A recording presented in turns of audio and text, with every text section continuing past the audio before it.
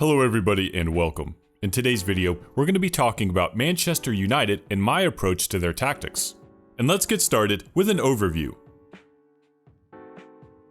I've mentioned this a few times in the comments, but in case you didn't know, Manchester United is the club I support. You may also know that this hasn't been the best time around Old Trafford. So we're going to be talking about my approach to tactics for Manchester United. Take note that I'm not trying to replicate another manager's style, and we're just focusing on Football Manager and not trying to do anything with real life.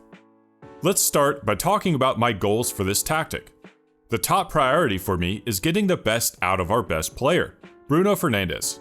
While he's natural in a few spots, I'm going to focus on playing him in the attacking midfield. Next, I'm going to take advantage of the wings and focus on counterattacking. The team has good wing players, so get the ball out to them in space on the flanks, and let the opponent create space for us. And finally, I'm not going to worry about getting every single player in their preferred position. It'll be a blend of playing certain players in their preferred position and forcing players to adapt to the tactic. And real quick, I want to talk about tactics that focus on countering. There can sometimes be a negative connotation with counterattacking football. Like you only use it if you're a bad team and you're trying to get lucky by scoring a goal. But I think counterattacking can be an effective tactic if you're trying to be a top club. Because the idea is that you're sitting back defending for long periods of time, and then you attack the opponent once you get the ball. Well, if you have good players, they're better able to sustain that pressure while defending. And likewise, your better players are better able to take advantage of counterattacks once you win the ball back. So in the next section, let's start building our tactic. For the tactics, it'll be a mixture of attacking and defensive philosophies. The attacking mentality is to put pressure on the opponent and give my players added aggression and creative freedom when we have the ball. The in-possession instructions focus around getting the ball forward quickly. Likewise with the counter instruction. And the low block will invite pressure while defending, and the high defensive line will make the team more compact. If the instructions lean towards the attacking side, our formation is more defensive, and I've chosen a 4-4-1-1. This is a solid defensive formation and really good for counterattacks, specifically focused around the wings and the attacking midfielder. Now let's go over the player roles. We'll start with Bruno. He's one of the best players in the game, no surprise there. But he's actually pretty poor defensively, way below Premier League standard. This isn't a knock on him, he's a creative player. But because of that, I want to keep him further up the field in that attacking midfield slot. The first instinct may be to use him as a playmaker, he's obviously very good at that. But I went in a different direction and chose a player role that will allow him freedom to do what he wants. That's why I put him as an attacking midfielder on the attack duty. This role has only one hard-coded instruction, to get further forward. So this lack of instructions will give him nearly complete freedom in the role to do what he wants. Continuing on, the striker is a simple deep lying forward on support. When transitioning from defending to attacking, he'll drop to help with this. He'll also be able to supply Bruno with passes. Next are the two wing players. I've chosen a winger on attack on one side and then a wide playmaker on support on the other. The winger wants to get up and down the flanks, and the wide playmaker wants to cut inside towards the midfield. Speaking of the midfield, it consists of the pretty standard segundo volante on support and the defensive midfielder on support. And the defensive backline is a wingback on attack, who will cover the flank as the wide playmaker cuts inside. The two no-nonsense center backs can help jumpstart counterattacks. And the inverted fullback will tuck inside to give us a back three in possession, as well as providing more defensive cover. Now that we've got our tactic, let's head to the next section and check out some highlights.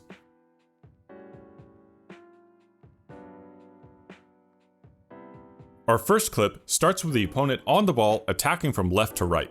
Here, we'll get a look at our defensive shape. The low block aims to keep our more forward players below the halfway line.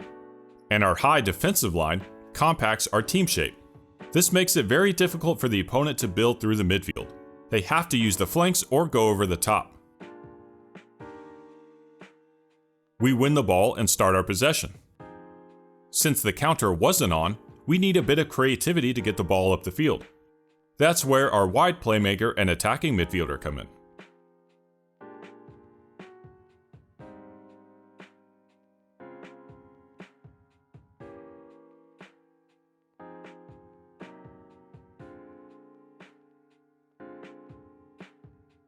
This is from the same match, but now we flip sides.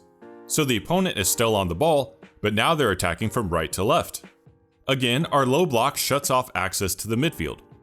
The opponent tries to go through it, and we get the turnover.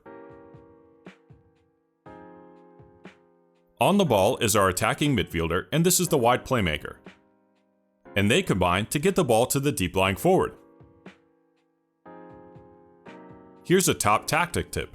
Whenever you have a striker that drops to receive the ball, like a deep lying forward, you want to think about who on your squad will take the space he's vacated.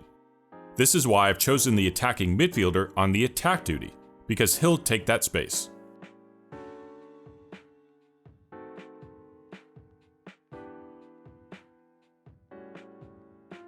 Here's one that starts with the opponent's goal kick. We settle our possession and get it up the field.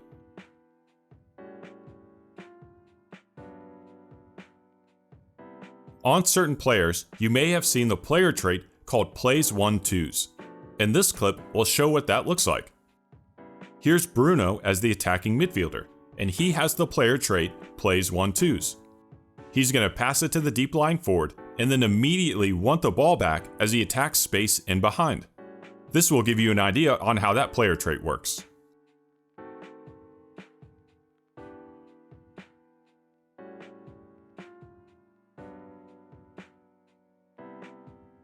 One thing I like about using the attacking mentality is that it gives players a little more creative freedom when on the ball.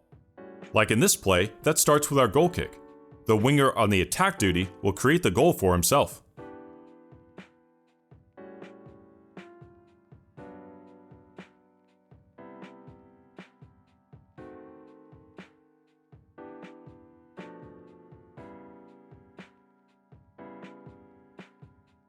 This one starts with us on the ball and gives a look at our back three in possession. The two center backs and the inverted fullback who's tucked inside. Interestingly, the wide playmaker and the wingback have actually swapped positions, showing some positional interchange. When the wingback on attack gets the ball, he shows what the role loves to do: drive down the flanks. He'll look for a late run from the segundo volante.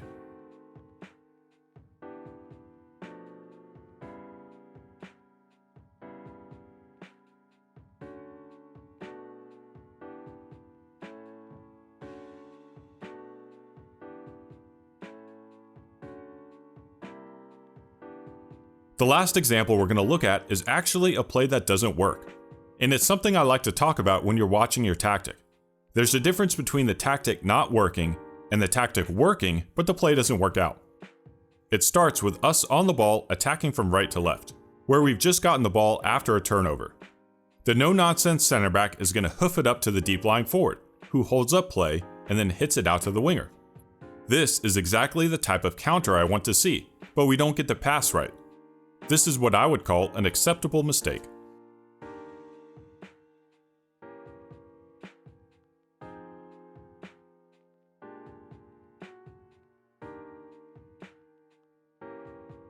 Here's a look at some of the results from our tactic. We had a couple of draws in the Champions League, and Aston Villa knocked us out of the League Cup, but we are sitting second in the Premier League. On a side note, for whatever reason, Nottingham Forest always gives me trouble in FM. We're also second in the league in goals scored, but admittedly 5 of them have come from corner kicks, which isn't exactly the most reliable source of scoring. And likewise, we're tied for 3rd in goals conceded, and strangely, 4 of them have come from corners. So we've only given up 4 goals in 9 matches from open play. For Bruno, he's been crushing it in his attacking midfielder role. He's tied for 2nd in goals with 8, but 2 of them are penalties, so he's actually around 5th. More importantly, however, he's tied for 2nd in key passes this season. So he's able to score and be a creative force without necessarily being in a playmaking role. If you're curious about any player roles discussed in today's video, I've got different playlists that you can check out. I've also got a Patreon account if you'd like to support the channel. Anyway, that's all for today's video. I hope you enjoyed. Thank you for watching.